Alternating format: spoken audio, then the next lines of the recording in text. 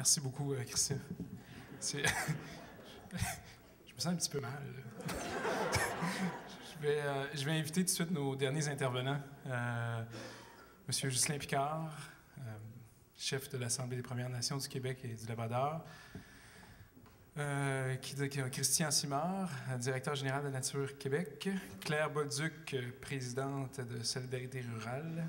Et mon dernier, c'est Michel Gilbert. Michel Gilbert, plusieurs titres, mais chercheur associé à la chaire d'entrepreneuriat minier de l'Université du Québec en Abitibi-Témiscamingue et Polytechnique ou UQAM? UQAM. C'est UQAM? UQAM. Donc, ils vont prendre place pour la dernière section. En fonction de ce qu'ils ont entendu, en fonction de leur expérience personnelle aussi sur le terrain, comme en politique, comme en différentes dimensions de la société, quel geste, s'il y avait à suggérer dès demain matin des recommandations au gouvernement du Québec, quelles seraient ces recommandations? Quel geste devrait-on poser au Québec par rapport au secteur minier, au secteur des ressources naturelles, à court terme, et quel geste à moyen terme? Donc, on va les laisser nous suggérer les solutions ou les priorités qui semblent pertinentes pour eux et elles. Donc, je vais commencer par Michel Gilbert. Il peut prendre le micro. Mais bonjour à tous. Vous savez, il y a environ 5 ans, lorsqu'on parlait des mines, en fait, c'était juste les minières qui se parlaient entre eux autres, puis il y a 4 ou 5 groupes qui parlaient. Si on regarde aujourd'hui, il faut vraiment admettre que ça a beaucoup changé. J'oserais même jusqu'à dire qui ne parle pas des mines aujourd'hui. On a donné toutes sortes de raisons, les gaz de schiste, l'implication des gens. Mais peu importe, je ne sais pas si vous êtes d'accord avec moi, mais aujourd'hui, le gouvernement est probablement beaucoup plus près de déposer un projet de loi qu'il pouvait l'être il y a 5 ans. Et je crois également que les minières sont beaucoup plus près d'avoir des études d'impact ou des études avant le démarrage qu'il pouvait y avoir il y a 5 ans, parce qu'il y a beaucoup plus d'échanges. Est-ce que tout ce qui se dit est écouté par les minières? Est-ce que tout ce qui est écrit par les minières est lu par ce qu'on dit aujourd'hui? Probablement pas, mais on a fait un méchant bout de chemin. Puis, quand je regarde ce qu'on a vu aujourd'hui, moi, j'ai retenu 2 choses. On m'a demandé qu'est-ce qu'il y a à court terme puis à moyen terme. Je dirais, à la lueur de ce que j'ai entendu aujourd'hui, c'est évident que de déposer sur la loi des mines, ça fait tout son sens. Ce que j'ai appris aujourd'hui, par contre, c'est que c'est très, très important, l'accès à l'information. Parce que le dépôt de la loi des mines, sans l'accès à l'information, je crois qu'il va y avoir une faille dans le système. Pour ce qui est des obligations, il n'y a pas de problème. Une surprise de ma part, on a très, très peu parlé de l'accès au territoire, et ça a été une grosse surprise. Je m'attendais qu'on en parle beaucoup aujourd'hui. Le moyen terme, je vais vous avouer que ça a été une grande surprise a priori, parce que jusqu'à la fin de l'après-midi, puis la présentation du ministre, on n'avait pas parlé de redevance. Et on n'avait pas parlé de transformation. Or, c'est les 2 sujets que, me semble, qu'on entend tout le temps parler. Puis on n'a quasiment pas parlé aujourd'hui. Et j'avais donc écrit spontanément que c'est probablement un dossier qu'on devrait reporter un petit peu plus tard. Je vais plutôt le proposer en quelque chose que quelqu'un nous a proposé, un des panélistes, de dire on a peut-être plutôt à moyen terme à faire, oui, déposons la loi des mines à court terme, mais à moyen terme, peut-être que la réflexion sur un livre blanc fait énormément de sens. Et qu'on prenne vraiment à moyen terme une réflexion de, oui, aujourd'hui, il nous faut une loi pour exploiter nos ressources en ce moment, mais faisons une réflexion, qu'est-ce qu'on veut faire demain, puis retardons pas le dépôt du projet de loi et surtout le dépôt, une révision pour l'accès à l'information. Merci, Michel. Donc, on a demandé à nos intervenants de faire des courtes interventions de 3 à 5 minutes. Donc, maintenant, on va passer à Claire Bolduc, présidente de Solidarité Rurale du Québec. Merci, bonsoir. En cette fin de journée, les gestes à poser, ce sont des gestes, et ça plaira certainement à Mme Kerouac, des gestes citoyens. Première des choses, notre propre responsabilité comme citoyens, participants à une société et y participant de plein droit. Première des choses, la voix des citoyens.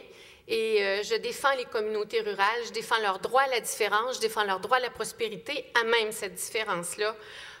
Qu'on se le dise, quand il y a un projet minier, ce n'est pas au cœur du centre-ville de Montréal, c'est dans des communautés rurales qu'on le voit arriver. Alors, la place des citoyens, leur voix, s'appresse de l'entendre. Et j'invite les gens à réfléchir plutôt qu'à réagir. Ce qu'on a vu au cours des dernières années, vous avez raison, on parle des mines maintenant. On en parle pourquoi? Parce que les mines se sont installées avec arrogance, avec un mépris total des citoyens dans plusieurs milieux. Dans plusieurs milieux. Ce qui a forcé la réaction des citoyens. On l'a vu aussi avec les hydrocarbures, les gaz de schiste. On le voit aussi dans d'autres contextes, notamment sur les pétroles. Alors, au lieu de réagir, jouons pleinement notre rôle de citoyen et participons à une réflexion d'ensemble. Certains intervenants aujourd'hui en ont appelé à une planification, une réelle planification. Moi, je vous dis, il faut se donner une vision, pas que l'État nous donne une vision, pas que les élites nous donnent une vision, pas que les gens de l'industrie nous donnent une vision, mais que les citoyens, tous ensemble, participent à un débat réel et ouvert sur ce que nous voulons faire de toutes nos richesses naturelles.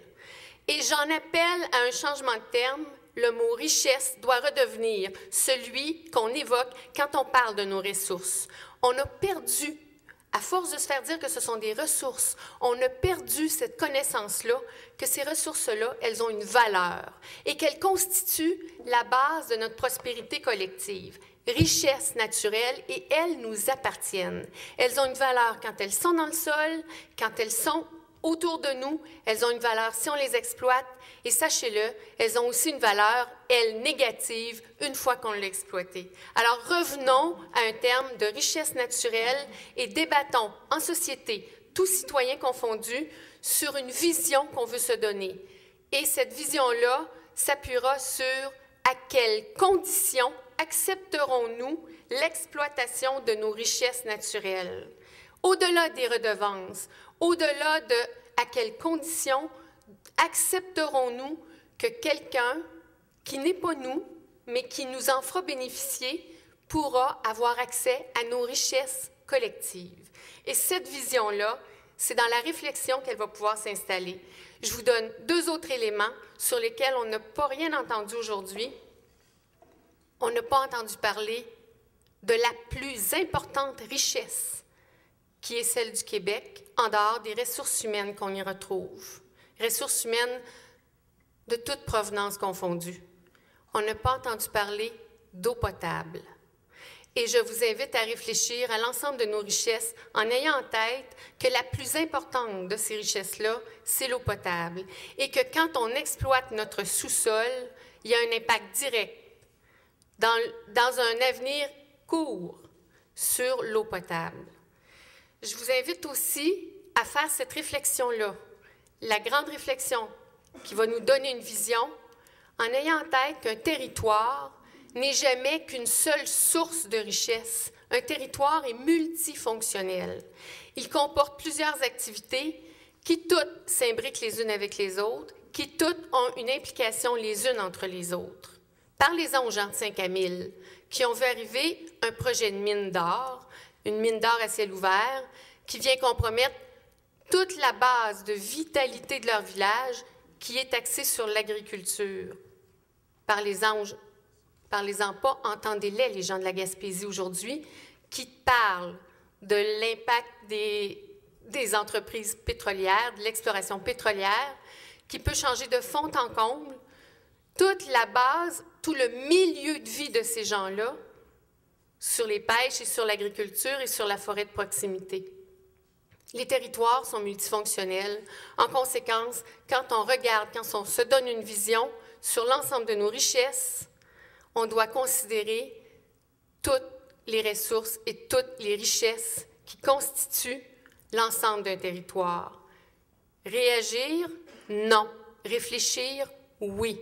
Réfléchir ensemble par un débat citoyen, des citoyens qui sont impliqués, des citoyens qui sont informés, des citoyens qui participent de plein droit au débat. Merci.